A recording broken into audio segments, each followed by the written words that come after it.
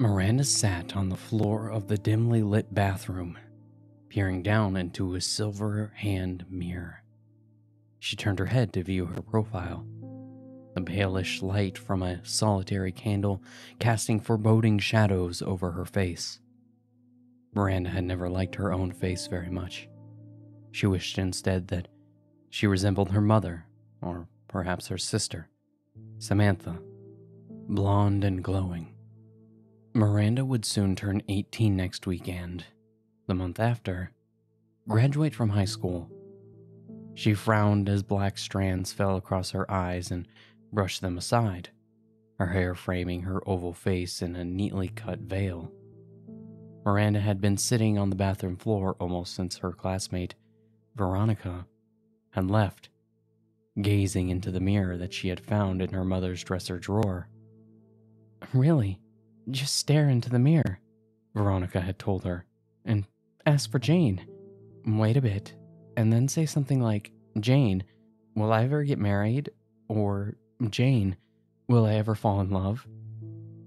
Veronica paused for a moment and raised an eyebrow. A faint smile played on her lips. Jane might even show you her frightening face after answering and ask, "Do you think I'm pretty? Don't hesitate. You better say yes, right away." Miranda leaned forward on the kitchen table and rested her arms across her textbook. "You're just trying to scare me," she said in an annoyed voice. "I don't believe a word of it." Veronica held up both hands in protest and smiled again, this time breaking out into a broad grin. "My sister, you know, Melissa, she swears it's all true. A friend of a friend told her the story, says it happened at the friend of a friend's cousin's school all those years back. But why don't you just find out for yourself?" Standing up from her seat at the table, Veronica looked around the kitchen. "I would use a hand mirror, as she can just drop in if she shows her ugly mug. Seeing creepy Jane's face in the bathroom mirror would be way too scary." Miranda had expected a quiet evening at home preparing for her final exams, but Veronica quickly began teasing her about boys. Dateless throughout high school, Miranda was set to begin college without ever having had a boyfriend. The two girls had known each other since middle school, and their friendship was close, but there had always been a rivalry between them. "School has always been my priority," Miranda looked away defensively. "Besides, boys don't seem to like girls who are smarter than they are. And I'll remind you, you're the one struggling in pre-calc, even if you do have Tony." Veronica said nothing, only smirking from the other end of the table. "Whatever. Let's get this done," Miranda said briskly. "Mom and Samantha are coming home from the recital in a couple of hours." Opening her pre-calculus textbook and reaching for her notes, she looked down at the papers with renewed focus. "Have you ever heard of Creepy Jane?" That was how it all began. Veronica had slumped in her chair, a physical expression of her disinterest in solving more math problems.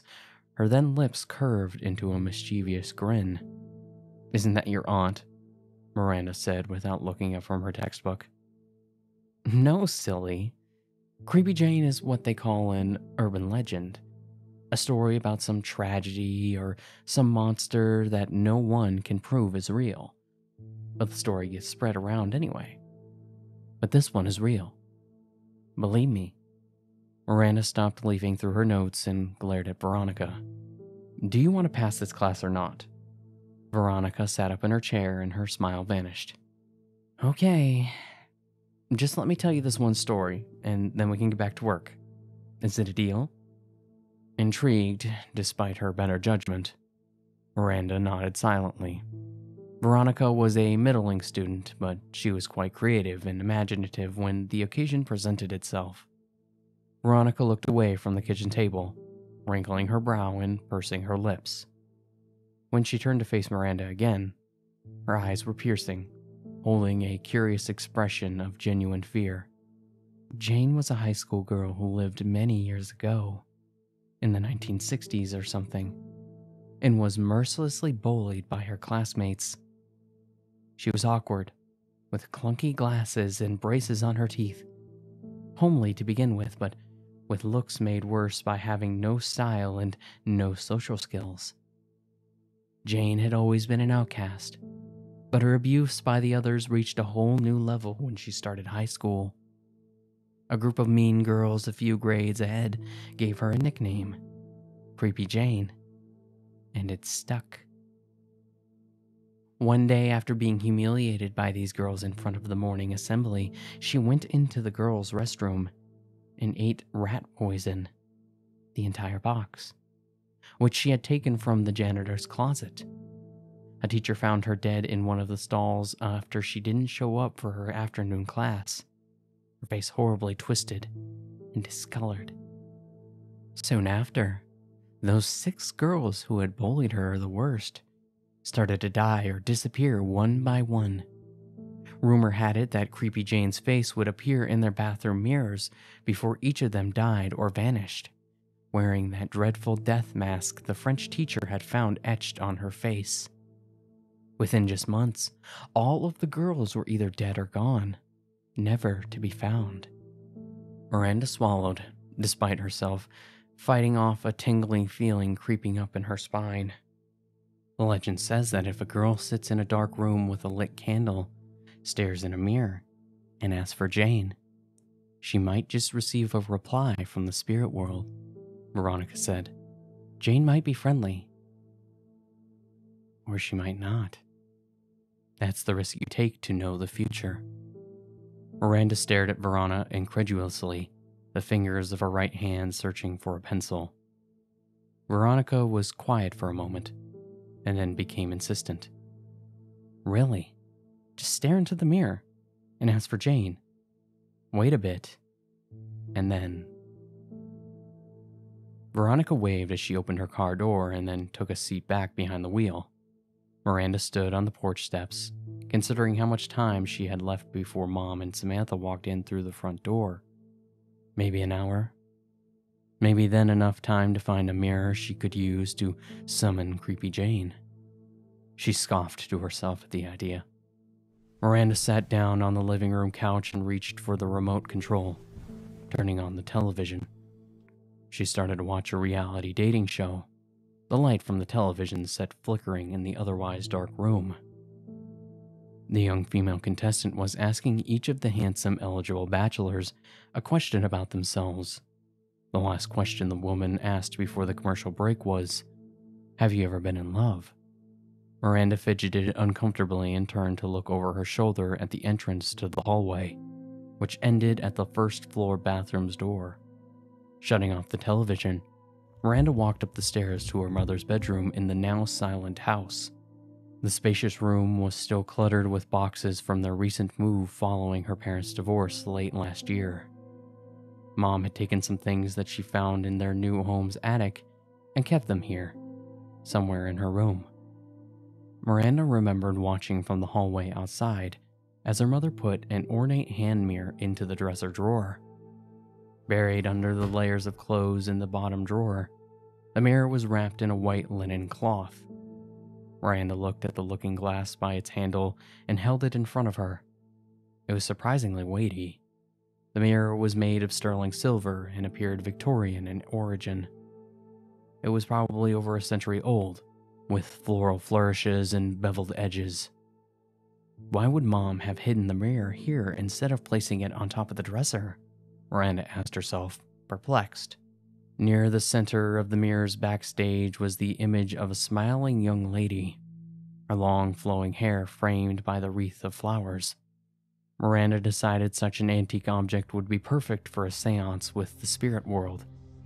What better than the possession of some English lass now long dead? Returning downstairs, Miranda took a candle in a small jar and a box of matches from the kitchen cupboard. She lit the candle on the bathroom sink counter, and then sat on the shaggy bath mat, squinting in the poor light at the mirror's round surface. This is crazy, Miranda thought, nearly standing to put the mirror away in the drawer. Instead, her eyes searched the bathroom. Glancing at the nylon shower curtain and the colorful bath towels hanging on the rack nearby, she took a deep breath and looked into the mirror once again. "Jane?" Miranda said quietly, a nervous tremble in her voice. Nothing. "Jane?" Miranda said a second time, almost whispering. "Jane, will I meet my future husband at school?" Silence. The candle's flame flickered in its jar and the room grew darker for the briefest moment. Miranda's head turned quickly. She thought that she heard a girl's laughter and then a soft sigh. But then the sound had faded instantly. A shape began to form within the mirror's frame. Miranda swallowed as she leaned forward, trying to make out its details. It was of a person's face, but its features were too indistinct to tell who it might be. Slowly, the face of the girl came into a hazy focus, smiling. Sharon shook, her tears unending, her face buried in the wet palms of her hands. She heaved and gasped at the front steps of her home, her anguish palpable. A young police officer stood nearby, waiting for her to stop crying, if only for a moment. "Here, Mrs. Ortiz, please take 2 of these with water," the officer said calmly, offering 2 tablets in a packet and a foam cup. "Swallow them, and then try to breathe normally, through your nose instead of your mouth. You may have a panic attack if you don't." "I can't. I just need to sit here," Sharon managed, looking at the officer through red, swollen eyes. "I can't go back inside that house." The officer nodded, his face a mask of understanding. "You won't need to, Mrs. Ortiz. A squad car will bring you and your daughter to the police station. A detective can take both of your statements there." Sharon tore open the small paper package and tossed the tablets into her mouth before drinking. Several police cruisers were parked on the neighborhood street, their rolling lights flashing over the exterior of the house in the nighttime darkness. An ambulance had pulled up in the driveway, and 2 paramedics were wheeling a covered gurney toward it. Sharon's mind swam. She dropped the empty cup on the wooden step, which was the only thing that she could feel at this moment. In body and in soul, Sharon was numb everywhere. Her eldest daughter, her beloved Miranda, was gone, strangled to death in the bathroom floor of their home. The police officer helped Sharon to her feet and eased her aside as the paramedics passed them, the gurney rattling behind. They lifted it up onto the steps and disappeared into the house. Sharon heard a police body bag being zipped open and almost reached. She turned her back to the scene and walked towards her daughter, Samantha. Samantha was speaking to a second police officer under the front lawn's tall, sheltered oak tree, who was hastily jotting notes down on a pad. "Like I said, the front door and the bathroom door were both locked when we came home. Officer Williams and his partner had to force the bathroom door open with some tools after we called 911. And that's when we found Miranda." Dried tears stained Samantha's face, but she had held her composure throughout the emergency call and even during the discovery of Miranda's body. Miranda's throat had been crushed, as if with great force. Sharon imagined her daughter being strangled by some large and powerful escaped lunatic. The officer put away his notepad and studied something for a moment, wondering whether there might be more to this incident than the young girl was telling him. "There are no signs of forced entry either," he said, offering Samantha another tissue from his shirt pocket. "Officer Williams searched both floors of the house, and the windows and the doors are secure. You confirmed, too, that nothing appears to have been stolen." The police officer briefly looked away to scan the house, and then met Samantha's gaze. "The only person who may have seen Miranda tonight other than you and your mother is Veronica Peters, our classmate at the University High School. Is that right?" Samantha saw her mother walking toward them. "That's right. Veronica and Miranda were supposed to study for the finals tonight. And please call her parents and make sure that Veronica made it back. I've got her number here somewhere. The paramedics wheeled Miranda's corpse out on the covered gurney and loaded it into the back of the waiting ambulance. Neither Sharon nor Samantha looked on as the paramedics did their work. Both were still haunted by the nearly indescribable expression of horror on Miranda's face, her blood-saturated eyes staring up at the bathroom ceiling. The police officer ushered Samantha and her mother back towards the house. Grim business indeed. He glanced again through the squad car's window at the clear evidence bag slung on the back seat. A strange antique mirror caught his eye, almost seemingly to stare back at him. Yes, we've moved back in for now. No, I don't think that will sell, especially if you say there's a chance of a new lead might turn up. Thank you, Detective. I'll stop by the station sometime for the mirror if you don't need to hold on to it any longer. It's a quite valuable heirloom. It belonged to the house's original owner. Thank you. Sharon hung up the phone and turned to Samantha. Your sister's case has been closed, she said quietly. Detective Sherman says the department still has no solid leads. They're assuming it's a random killing at this point. The case is cold unless new evidence comes to light. She put a hand over her mouth and took a shaky breath as she searched Samantha's face for a reaction. Samantha stood from her chair at the kitchen table and hugged her mother. The two embraced in silence for several long moments. Finally, Sharon gently pushed Samantha away and said in a reassuring voice, We can keep hoping that something comes up. We need to get on with our lives. Looking away with a pained expression, she added, But your father won't be of any help to us. I haven't heard from him since the funeral. Samantha sighed. We don't need him. Dad's going to start a new family now, and he's moving out of state. He'll forget about us. Just you watch.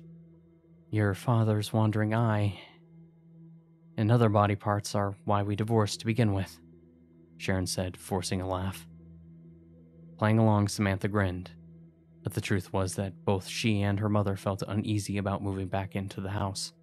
The police had spent days collecting forensic evidence, and the crime scene cleanup had been completed by a private company. It was, technically, all ready for them to move back in, but to Samantha, it all felt too soon. Neither she nor her mother was superstitious, but Miranda's death had been so violent, it was enough to threaten anyone's peace of mind. Detective Sherman had warned them that the killer was likely still out there and may even return. He'd ordered an increase in the number of neighborhood police patrols as a precaution. The autopsy had found that only a hulking man with incredible physical strength could have caused Miranda's injuries. Yet, curiously, there were no marks or fingerprints on Miranda's throat. The killer may have wrapped a towel around her neck before strangling her, but no towel with evidence of the crime was found, and none were missing from the bathroom. And Miranda's face. Well, no one could forget such a frightful visage. That Saturday, Samantha drove her mother's sedan to the local shopping mall to purchase some school supplies. Sharon's car now conspicuously displayed a sign stating "Student Driver," which was visible from both the front and rear of the vehicle. Samantha parked near the movie theater and walked through the revolving glass door into the mall's lobby. Hurrying past the shops that lined the main thoroughfare, Samantha stepped into the escalator. The office supply store was right at the top. The woman behind the cash register smiled pleasantly at Samantha as she put 2 notebooks and other supplies into a plastic bag. Summer's almost over. Are you excited to be going back to school? Sort of. I'll be glad to be out of the house, Samantha answered, looking past the woman to the shops on the opposite side of the mall's second floor. She spotted Miranda's old friend, Veronica, folding sweaters and shelving them on a display in the front window of a clothing store. Samantha picked up her bag and hurried across the concourse, weaving through the shoppers passing her by. I didn't know that she worked here, Samantha said, stopping at the window display. Veronica turned and seemed surprised.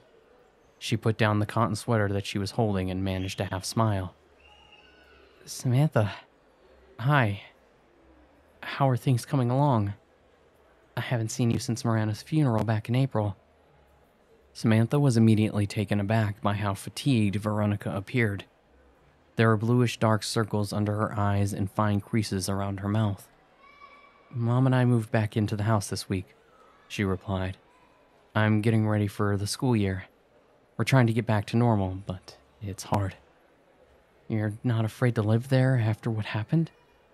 Veronica said with legitimate concern.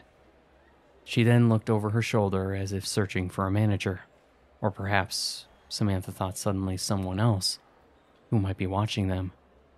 We don't have much of a choice, really. Mom just bought the house, and we'd have to sell at a huge loss. Miranda's death was on the news for like a whole week. Samantha gave a deflated sigh. Every real estate agent would tell their buyers about what happened. The house is a no-sell. Veronica nodded weakly. Samantha couldn't get over it. The girl had utterly changed since Miranda's burial service months ago. Veronica seemed not only tired, but truly exhausted, almost entirely drained of her usual good humor and vitality.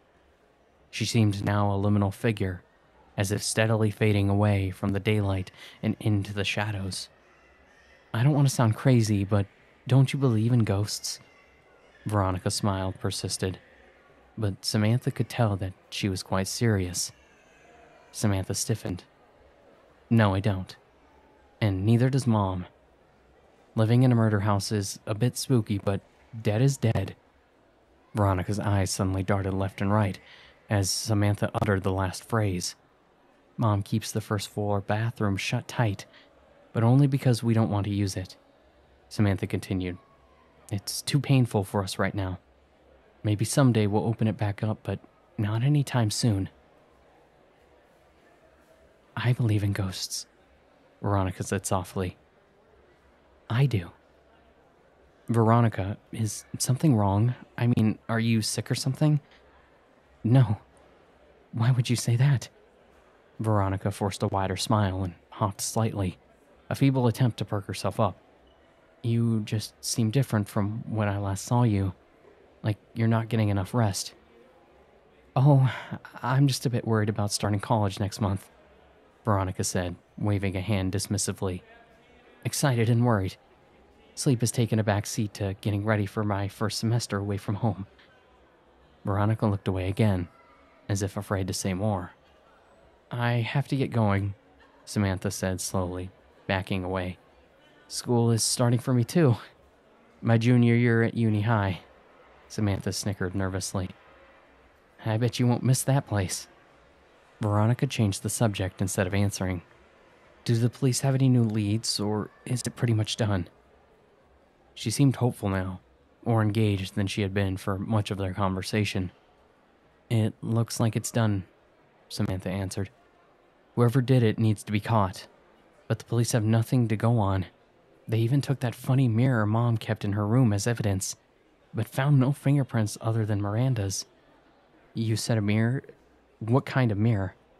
Veronica instantly became animated. Her demanding eyes widened. An old hand mirror.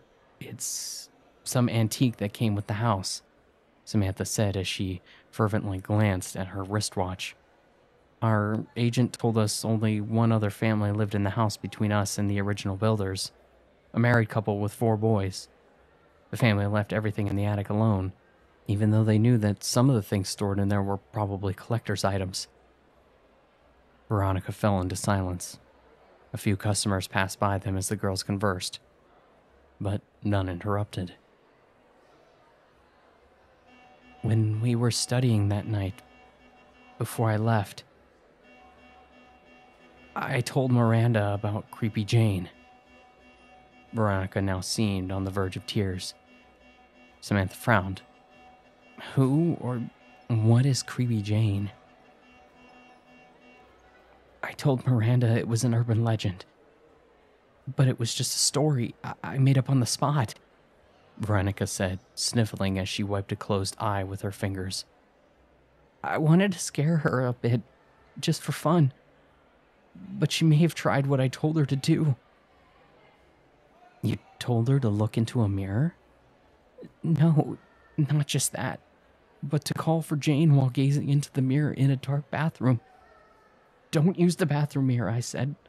Light a candle and then call for creepy Jane. Ask Jane if she'll find you a husband while staring in the mirror. Veronica managed a small smile as she recited the instructions.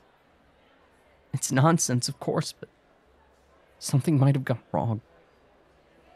I never told the police when they questioned me because I didn't think it was important. I doubt the mirror has anything to do with it, Samantha countered. The bathroom door was locked from the inside. That's the part that the police detective couldn't figure out. They don't know how the killer got in there in the first place. Veronica shivered and pulled at her button-down sweater. I'd move out if I were you, she said in a hollow voice. You shouldn't stay in that house. It's not safe for you and your mom. Samantha was unshaken by this revelation about her sister's death. The mirror is just an old mirror, Veronica, she offered. Miranda probably wanted to store it away in the bathroom drawer when she was attacked, or whatever happened. Veronica hugged Samantha tightly and said, I'll see you at Christmas when I get back from school. Take care of yourself. And don't worry about me. I'll be fine. Amused, Samantha walked towards the escalator and briefly wondered if she should examine the odd silver mirror once Mom retrieved it from the police station. Why would Veronica fill your head with a crazy story like that? I'm not surprised, though. I always thought the girl was a liar.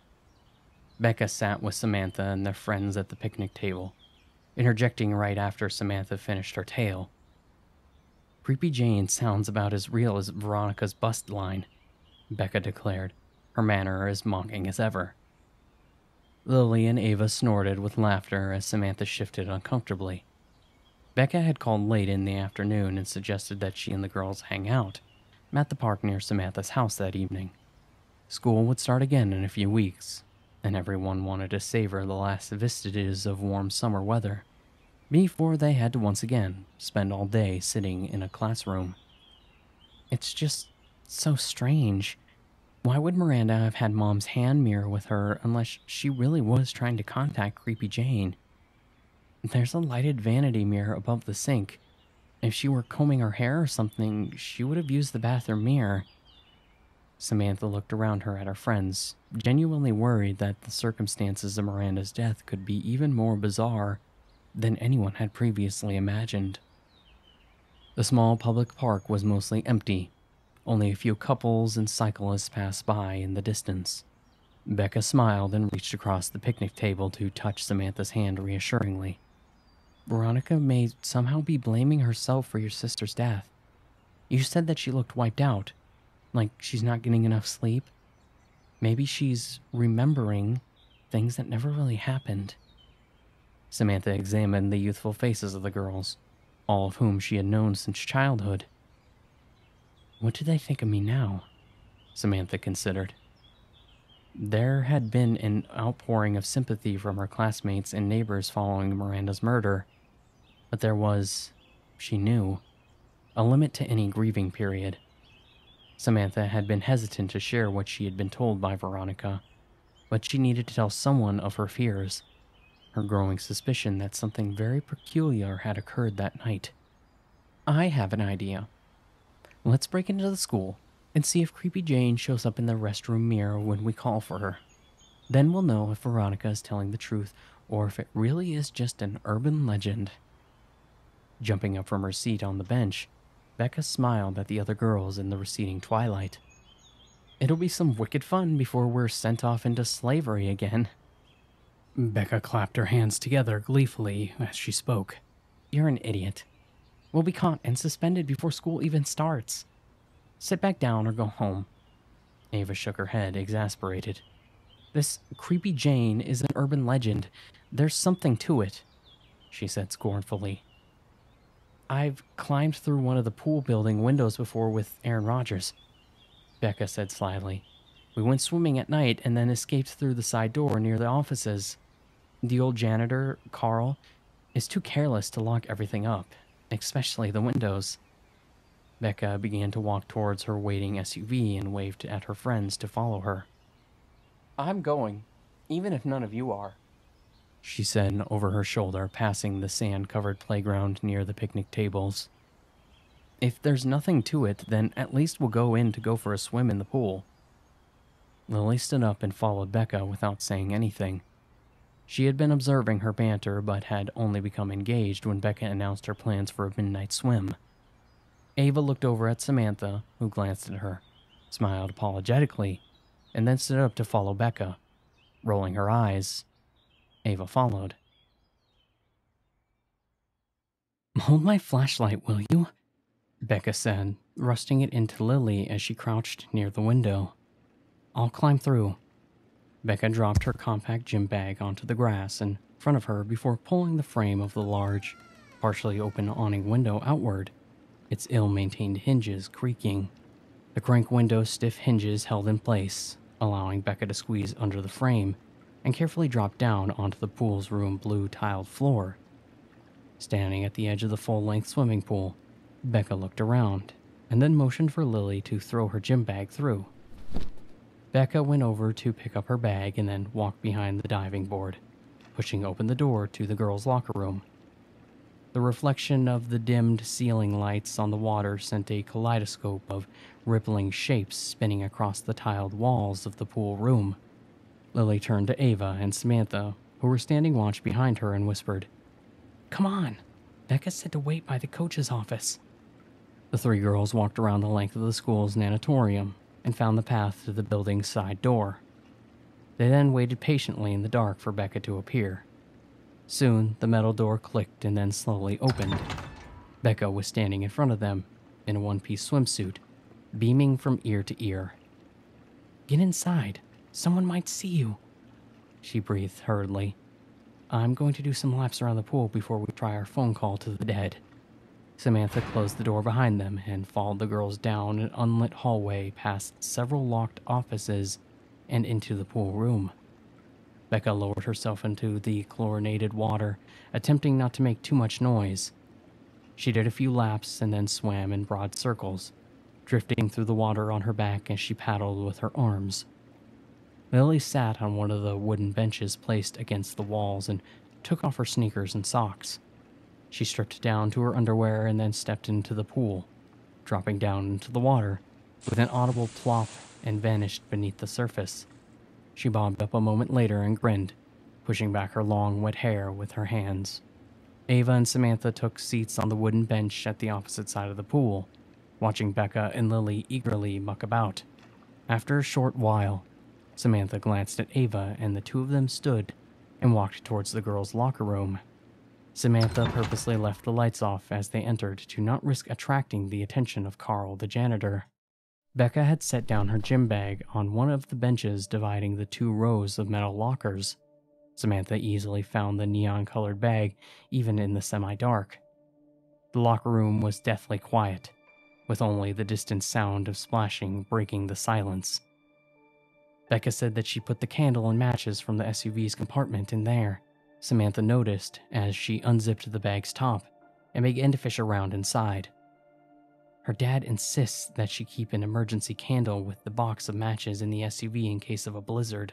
Ava laughed. There hasn't been snow in Central Valley in probably 10 years. You're right, but she goes skiing with her family up in the mountains. You never know when a candle might come in handy.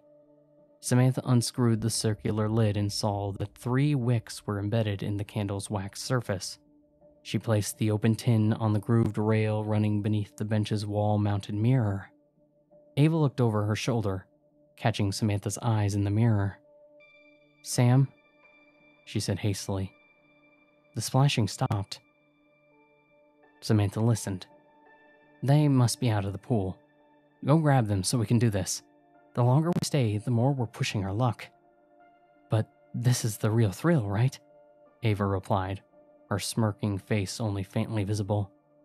See you in a moment, As Ava left, the locker room door creaked open and then closed with a thud. Samantha looked around in the dark, not truly afraid, but beginning to feel a chill. The door to the locker room opened again. "Ava?" she called. No response. No footsteps.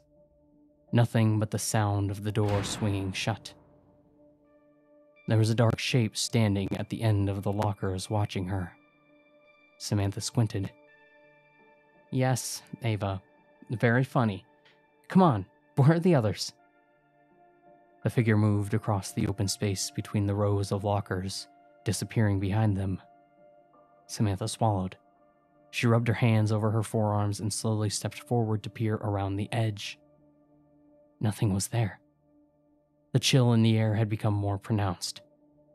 Then, movement out of the corner of her eye. Samantha spun and caught a glimpse of the back of a girl's head, long tresses flowing as she disappeared through the now open locker room door. As the door swung closed, it was almost immediately pushed open from the outside.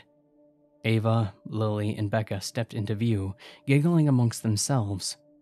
Samantha faced them and saw that Lily and Becca had wrapped towels around their midsections. Lily was grasping her clothes and the collars of her sneakers with both hands. "Hey, let's get this done. Light the candle," Becca said, coming to a stop in front of the face-leveled rectangular mirror. "We'll be dried off soon." Samantha blinked and put a hand over her throat as she turned to light the candle, beginning to wonder if she should mention the uncanny figure that she'd seen. She paused. Surely, if someone had walked through the door, her friends would have noticed. Veronica's paranoia is finally getting to me, she thought, pushing the notion away. The four girls lined up in front of the locker room mirror, reflections of their shadowy faces smiling in the soft candlelight. "This is like one of those dead teenager movies," Becca gasped sardonically. "Let's hope nothing's in here stalking us." "Don't say that," Samantha scolded in a coarse whisper. "We'll ask for Jane once and then repeat it at least 10 times. I'll start and then all of you join in right away." The others nodded. "Jane?" Samantha said in a low voice as she gazed into the long mirror. The others chimed in almost simultaneously. "Jane?" they said, Becca and Lily smiling broadly as they intoned the ghost's name. "Jane? Are you there, Jane? Please answer us," Samantha said. By their 12th attempt, her voice had grown pleading. "Nothing's going to happen. Let's go before we get caught," Becca said with some relief. She reached down for her gym bag and pulled out her jeans and t-shirt. Just then, a gust of air passed over the flames of the melting candle, its fires dancing briefly. For a moment, Samantha could see the outline of a small blurred shape coming into focus within the depths of the mirror. A door slammed open outside in the pool room. The sound of a mop bucket on wheels being pushed over the tile floor cut through the silence. "It's Carl! Put out the light!" Becca said as she snuffed the candle's flames between her fingertips. Lily grabbed her clothes from the bench and wadded them into Becca's bag. This done, the two of them quickly slipped on their sneakers. Becca dropped the spent candle into the plastic trash barrel. "There's an open window in here somewhere. I definitely felt a breeze when we first walked in." Hurriedly to the back of the dark locker room, Becca spied an open awning window above the sinks and toilet stalls. She waved the other girls over. "Stand on me and then pull me up," Becca whispered, half enjoying the prospect of being caught. Ava nodded, clambering up Becca's braced body, and placed her feet on the taller girl's athletic shoulders. Panting, Ava slipped through the window, followed by Lily with Becca's gym bag, and then lastly, Samantha. The wheels of the mop cart had grown loud, and the door to the locker room abruptly flung open, bright light shining onto the rows of locker units. Lily and Samantha grabbed Becca's arms as she flailed desperately on the tips of her sneakers, and then pulled her roughly through the crevice under the window's pane. They ran over the nighttime grounds of the school's nanatorium toward the parking lot. Breathing hard, The girls piled through the car's unlocked doors, Becca quickly starting the engine. In an instant, they were pulling out towards the lot's exit and the street beyond. "That was close," Becca shouted as they rode off, all smiles at their getaway. "But, admit it, it was loads of fun too. Just don't tell anyone. At least not this semester." Samantha looked out the backseat window of the sleek SUV as her friends talked and laughed, the late-night summer breeze blowing about her as they drove past tracts of suburban homes. "Did I really see something in the mirror?" Samantha worried, an uneasiness gripping her. "Or was it all just nerves?"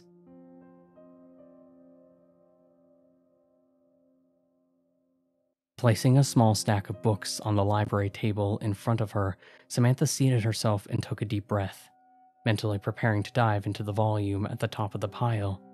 Urban Myths and Legends, a hardcover book at the top by some author that she had never heard of. The books were mostly older, some several decades old, but those worn texts were all that she'd been able to find in the local library's catalog database. A quick internet search earlier had revealed almost nothing about Creepy Jane except a few creepypastas, none of which identified Creepy Jane by name. The books Samantha had pulled from the library shelves turned out to contain much more detail, but still made no mention of an urban legend centered around a dead girl called Creepy Jane. Over hours, Samantha read stories about some creature named the Slender Man, ghostly hitchhikers, black-eyed children. This one really scared her. An axe murderer dubbed the Bunny Man, and various tales of gateways to hell hidden in abandoned buildings, hotel rooms, and other out-of-the-way places. But no Creepy Jane. Had Veronica been telling the truth about making the story up, or had she lied to cover something up? Samantha sighed. She could never tell with Veronica.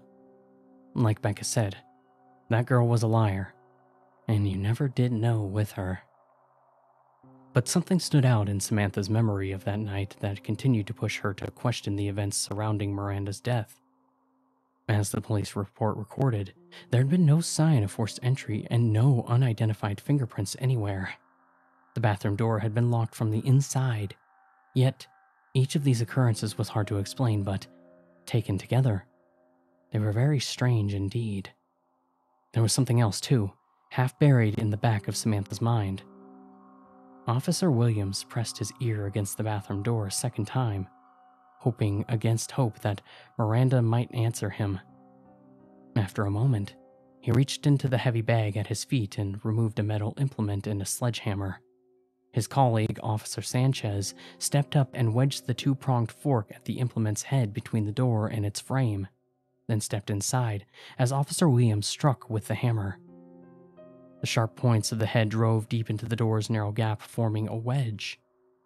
Both officers leveraged their weight against the entry's tool handle, prying the bathroom door open with a crack.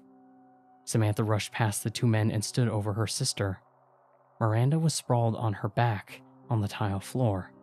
Light from the hallway spilled over the dead body and glinted of a silver mirror lying face up next to the corpse.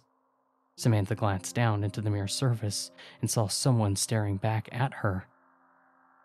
"Samantha, step away. Outside, now!" Officer Williams reached over and grabbed Samantha's arm, leading her out of the bathroom. "Stay with your mother," he said. When he returned, Officer Sanchez was checking Miranda for vital signs. The events of that night jumbled together in Samantha's mind. At first, she dismissed that she had seen a trick of the light, had convinced herself that the face was her own somehow distorted. But that face, it hadn't been a normal face. It was the face of someone evil. Samantha's phone vibrated on the wood laminate table, pulling her attention back to the present moment. Mom was calling her, probably about the car. It was already the early afternoon, and Mom had wanted to do some shopping before the weekend. I'll just let it go to voicemail, Samantha thought absent-mindedly. What if it's in the house? A chill crept over Samantha. Pulling up a browser on her phone, she hurriedly searched records of their own town's past for anything tragic. When nothing came up, she searched for her address, and before long, she found something. More than half a century ago, another murder took place near the grounds of their new home, also involving a young girl. The girl had been strangled to death. The website mentioned that the area surrounding their house had once been an apple orchard, with the only house, the only residence for several miles. Olivia Radcliffe was the murdered girl's name. She'd been the 14-year-old daughter of Helen Radcliffe, a well-to-do widow. Mrs. Radcliffe regularly hired an immigrant named Giuseppe Rossini as a gardener and to pick apples in the orchard. Giuseppe spoke little English, and he was grateful for the work. Mrs. Radcliffe arrived home one summer afternoon to find Olivia missing. She searched the orchard and discovered Olivia among the rows of flowering apple trees, bleeding from her temple. There had been a struggle, and someone had strangled her until she died. The police were quick to blame Mr. Rossini, who had neither an alibi nor the funds for a proper legal defense. An investigation into Mr. Rossini's past found that he had attempted assault on a teenage girl in his home country before fleeing to avoid persecution. The trial jury convicted him on only circumstantial evidence, and Mr. Rossini was executed by hanging soon after. Samantha slowly scrolled through the website's article and examined the embedded black and white photographs of Mrs. Radcliffe and Olivia. Olivia was very beautiful. She wore a wide-brimmed straw hat and summer dress, her outstretched hand resting on the branch of an apple tree. There was something quite disturbing about the picture itself. The longer Samantha looked at the girl in the photo, the more that she was taken by an unnatural coldness in the girl's aspect. Outwardly, she was lovely, but there was something terribly cruel about the way that she gazed back at the camera, or whatever had taken that picture. Stranger still was Olivia's resemblance to herself. The girl could have been Samantha's long-lost sister from another era. The two were so similar in appearance. "I'm so glad you called ahead. Visiting hours are almost done for today, but how did you find Mrs. Radcliffe's address?" The young nurse led Samantha down a long hallway at the convalescent home, turning to smile at her intermittently. "It wasn't hard," Samantha said. "Almost everyone's address is somewhere on the internet if you know where to look." She glanced at her wristwatch. It was late afternoon. She had left her phone in the car, and she was certain Mom would call again. "Mrs. Radcliffe is our community's only centenarian. She's been here for I don't know how many years. You're the first guest that she's had since I started here." The nurse stopped in the open doorway to the visitor's lounge and briefly gestured toward a very aged woman slouched in the wheelchair. The old woman looked down at the floor, seeming to not notice Samantha and the nurse's presence. The nurse continued to speak in a quiet, almost sympathetic voice as the two watched Mrs. Radcliffe from the doorway. "She's nearly blind, just so you know, but she still has her faculties. You can visit with her in the lounge. It'll be empty except for the two of you." The nurse approached Mrs. Radcliffe's wheelchair and leaned over to speak into her ear. "Mrs. Radcliffe, this is your visitor, Samantha. She said that she lives in your old house now with her mother." Mrs. Radcliffe looked up in Samantha's direction, her sightless eyes dull and opaque. "Yes. Samantha, please sit down in front of me so I can better hear you." Her voice still held some strength, even though her body was clearly failing. "I hope you find out what you need for your summer project. I'll be back in 30 minutes. The nurse walked away casually, partially closing the door to the lounge behind her as she left. The old woman wobbled her head as if trying to get her bearings before she spoke. "You lived in my house on Rosewood Lane. Is that what you want to talk about?" Mrs. Radcliffe seemed calm, but there was a hint of apprehension in her tone. "Yes, there's a silver hand mirror my mother found in the attic. I think it may belong to your daughter Olivia. Samantha studied Mrs. Radcliffe's blotted and wrinkled face, thinking back to the photograph of her as a young woman. Mrs. Radcliffe continued to move her head back and forth, but said nothing. After a long moment, she said, "Olivia, what do you know of my daughter?" Visibly agitated, a pallor of fear began to spread over the old woman's already ashen complexion. "There's an image of a smiling girl wearing flowers in her hair on its back," Samantha explained. "Did you give the mirror to Olivia?" "No," Mrs. Radcliffe replied forcefully. "That mirror was mine when I was a girl. A gift from my own mother. Olivia would take it from my room and admire herself for hours. What a vain child she was." Samantha waited a moment and then said, "I think Olivia may be trying to contact us from the afterlife." She leaned forward in the lounge chair after she spoke, waiting to hear Mrs. Radcliffe's reaction to her claim about the supernatural. Mrs. Radcliffe again sat in silence, her head wobbling about. When she replied to Samantha, her raised voice was scalding, her words sharp and acerbic. "Olivia was born wicked. I could not see the cruelty in her from early on, but her wickedness grew worse as she began to reach womanhood." Mrs. Radcliffe's brow furrowed, as if she were in great pain. "Animals would go missing from the neighborhood farms. Then, one day, a young boy vanished. Olivia said that he had run away, but his body was later dredged up from the woods nearby. His body was... I found Olivia alone in the orchard. Her back was to me, standing among the trees not yet ready for the fall harvest. As she turned, she held something clenched in her hand. I struck Olivia across the head with the butt of an axe that I'd found in our shed, wrapped in rags, dried blood, and its blade on its handle. Olivia fell, and I knelt down to choke my daughter for what she had done. She fought. Oh, how she fought. Then, finally, her evil life was choked out of her." Samantha sat motionless in her chair, stunned by this almost involuntary confession. Mrs. Radcliffe gazed directly at Samantha, her thin brows arched, her milk-white eyes narrowing as if attempting to focus.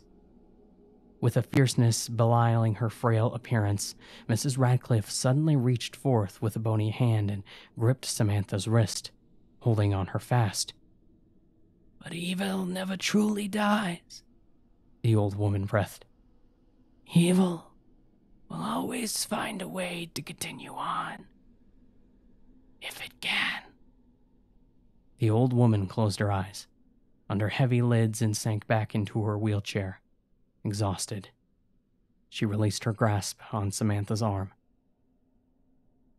Samantha stood, eyes wide, and hurried away to find the nurse. Samantha leaned against the open car door, rubbing her tender wrist. Her phone now showed 2 voicemail messages from Mom. "I'll listen to them while I'm driving back," Samantha thought contritely. Mom must be pissed by now. As she pulled out of the parking lot, the first voicemail played from the phone's speakers. "Hello? Sam, this is Mom. You're still not back from the library, so I'm going to step out with Veronica Peter's mother, Carol. She called me and said Veronica has a serious insomnia and can't sleep. Carol thinks it has to do with Miranda, but Veronica won't say. Talk to you soon." Samantha deleted the first voicemail with her free hand as she drove and then let the second message play. "Hello, Sam. This is Mom again. I hope you're okay. I'm back from coffee with Carol. She's really upset. She's afraid Veronica won't start college in a few weeks and doesn't know what to do. Carol also dropped by the police station with me on the way home, and I picked up my mirror from evidence. Talk to you soon." Samantha took in a deep breath and began to drive faster along the expressway. By the time that she pulled into her driveway, the waning summer sun was setting below the horizon, casting long shadows from the nearby trees over their home. The front door was unlocked. Samantha stepped into the silent house and closed the door behind her. "Mom? Are you there?" Samantha called out. "I'm sorry I didn't call you back. I took another trip after the library." She put her phone down on the kitchen table and looked around. "I really need to see that mirror you brought back with you," she called out again. "It's important." Samantha turned the corner into the dim hallway, the last light of the day falling through the living room windows onto the rug. The bathroom door at the end of the hall was cracked open, a flickering light coming from inside the otherwise dark space. Samantha stopped. "Mom?" The bathroom door swung open and Sharon hurtled from the darkness, grabbing Samantha by the throat. Mother and daughter tumbled into the hardwood floor, Sharon's icy cold hands violently clutching Samantha in the vice-like grip, her eyes bulging with madness. Sharon tightened her stranglehold, a manic, gape-mouthed grin on her face. Pinned on her back, Samantha's mouth fell open as she struggled to swallow one more breath. The image of her mother above her, hands around her throat, grew blurry as darkness closed in. "Hello? There's a medical emergency at 1211 Rosewood Lane. My mother's had a heart attack. No, she's not responding to me. I'm sorry, I can't tell. Please send an ambulance." Samantha put her phone down on the kitchen table. She stepped over Sharon's body in the hallway and walked into the bathroom, flipped on the light switch. The silver mirror lay on the bathroom rug, its glass surface unmarred and intact. Samantha touched the mirror fondly and then admired her own reflection, tucking a loose lock of blonde hair behind an ear. Then, wrapping the antique mirror in its white linen cloth, she placed it at the bottom of the dresser drawer for safekeeping.